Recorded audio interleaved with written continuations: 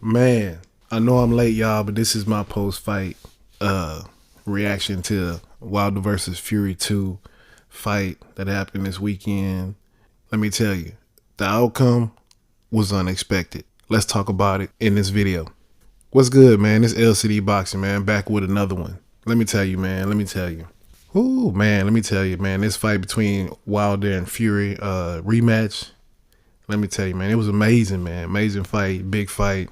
Man, I was shocked. I'm not gonna lie to you, man. Honestly, I did not expect the outcome. But when I was watching the fight and I saw Tyson Fury executing his game plan, the same game plan he'd been telling anybody that was there to listen to him.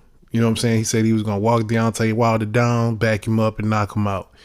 I didn't believe it, but once I seen him going to Crunk Gym, being coached by Sugar Hill, the nephew of the late great Emmanuel Stewart, Hall of Fame trainer Emmanuel Stewart. I knew this fight was gonna be different.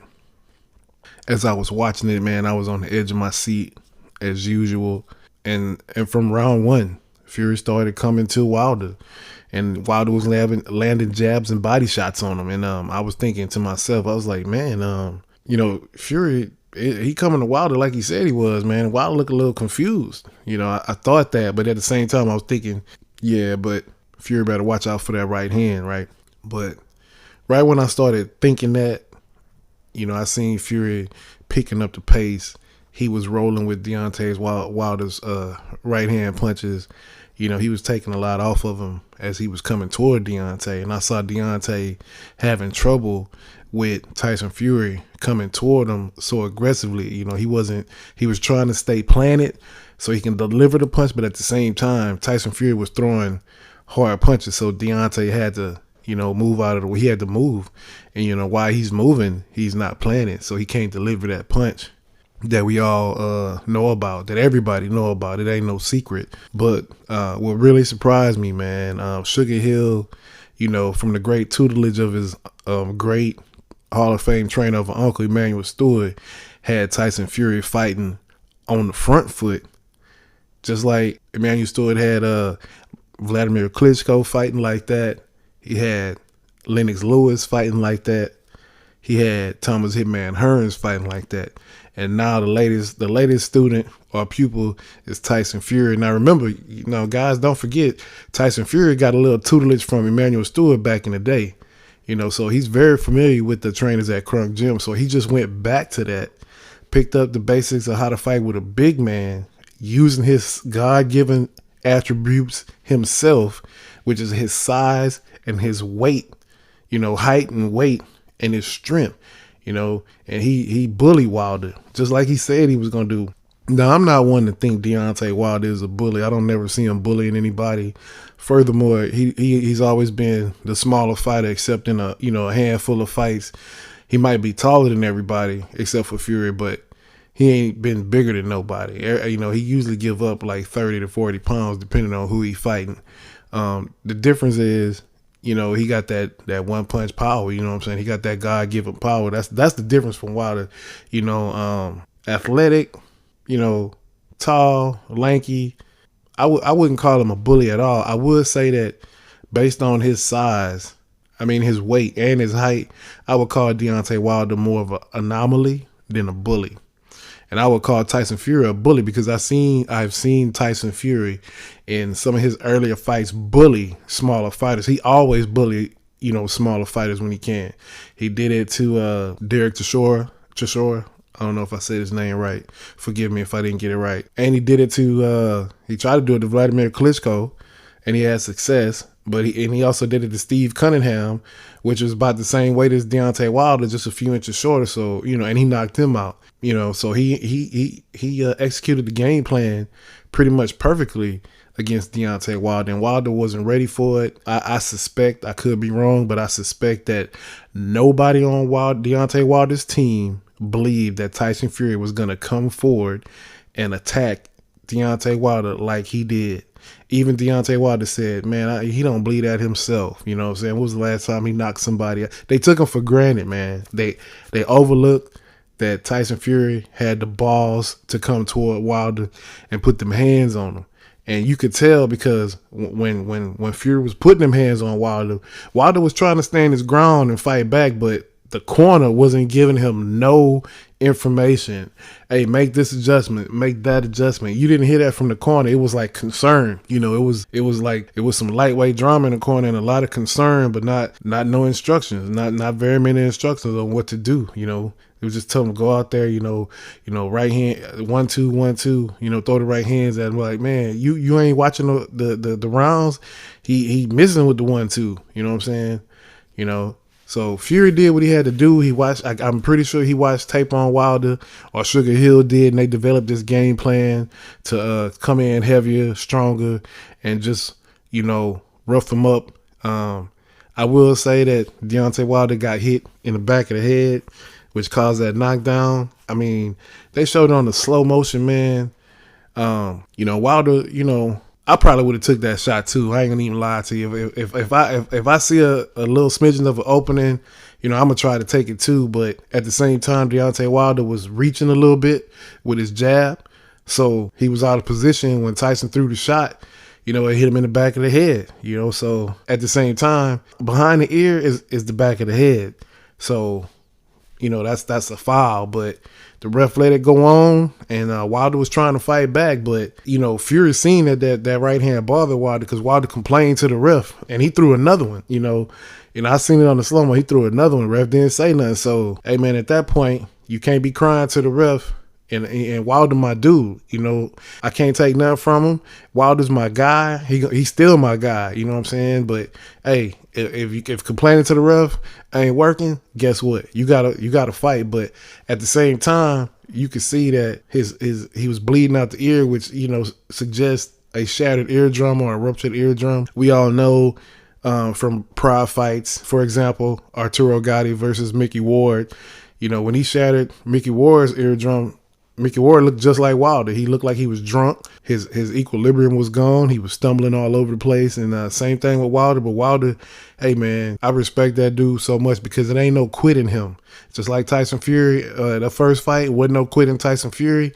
It ain't no quit in Deontay Wilder either. And it's a few fighters out there like that, but it ain't very many, man. Of course, Mark Breland, he was just trying to protect his fighter. But Wilder said, they talked about this. If this ever happens, man, do not throw the towel in. Let me finish the fight either on my feet or on my back, man. It don't matter. Just let me finish, man. I'm a warrior. And I respect him for that, man. I don't think I really wish they wouldn't get rid of Mark Breland like that. But I heard, I don't know how true this is, but I heard that, Mark Breland might be on the way out. So, and JD's, man, the head trainer, he kind of threw Mark Breland under the bus. And Mark Breland was being compassionate, man. He trying to save his fighter to fight for another day. They got a rematch coming. So, why not stop the fight now and get him ready for the rematch? I mean, the trilogy, the rubber match is what they call it. Hopefully they sort it out and Deontay Wilder could bounce back. I don't know how much he can change from now to the summer, but they definitely need to go back to the drawing board and figure out how to use his footwork to get out of the way some of these punches, because Tyson Fury showed me that Wilder, he can't, it's hard for him to fight going backwards on a bigger guy that's throwing feints before he come in, that's jabbing and throwing feints before he come in, which throws Deontay Wilder's timing off. Before, guys trying to come in without no jab and Wilder's taking those little steps back, he can set up his right hand, but Tyson Fury, hey, he made the adjustment. He's like, okay, I'm not going to come in like that. I'm going to feint my way in. I'm going to throw jabs. And when I get him, off balance, I'm going to throw the 1-2 straight down the pipe and I'm going to catch him. And that's exactly what he did. He executed and he got the corner to stop the fight. And Wilder lives on to fight another day. Now, at the same time, Wilder had all that costume on that he said was like 40 pounds. And he said, it took a lot from his legs. I'm not a fighter, okay, but I was a Marine, and I can tell you, we used to have to do these hikes with our pack on our back. And sometimes that pack weigh about 60 pounds, anywhere from 40 to 60 pounds, depending on what you put in there. And I can tell you, I was conditioned to carry that pack, but at the same time, when you got that pack on, And it was always good to be moving, because the minute you had to sit there and stand up with that pack on, you know, it does weigh on you, and you feel it, man. Like I would feel it in my knees and the bottom of my feet, you know, and it would take a lot for me to get going again.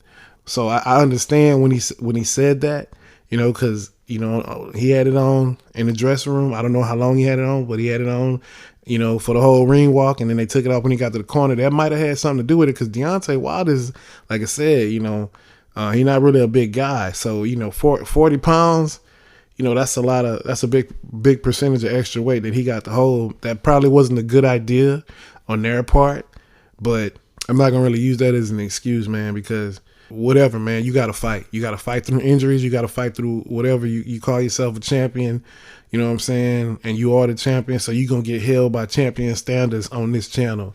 So, you know, with that regard, man, he still went out there and had to fight. You feel what I'm saying? And it just, the better man won that night. The better man won. He said it. You know, they gave each other mutual respect. And let me tell you something, man. Anthony Joshua is clout chasing right now, trying to call Fury out, but Tyson Fury and Deontay Wilder got that rematch. You know what I'm saying? And Wilder's already executing his rematch clause. And, you know, Joshua not going to win no fight against Tyson Fury or Deontay Wilder. You know, I already know that. And if Fury come in like he did tonight, he going to knock Anthony Joshua out. We already know Anthony Joshua don't have no chin. And Tyson Fury going to knock him out, bro. Like, I don't have no doubt in my mind. If he fight like this. Because AJ couldn't even get out of the way of Andy Ruiz's punches, and he was the smaller guy. I mean, he was heavier, but he was significantly shorter with shorter arms, and he still was able to get in on Anthony Joshua. And Tyson Fury's got way better footwork and way better feints and jabs to get in. Plus, he hard to hit with that herky-jerky style. So AJ don't want no smoke, man. It's all hype. That's my take on it. That's what I thought about it.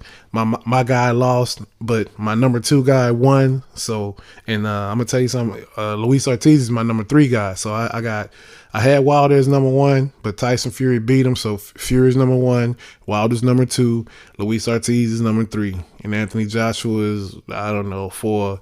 You know, I'm not really feeling him like that, because dude is a coward any freaking way. So that's all I got for tonight, man.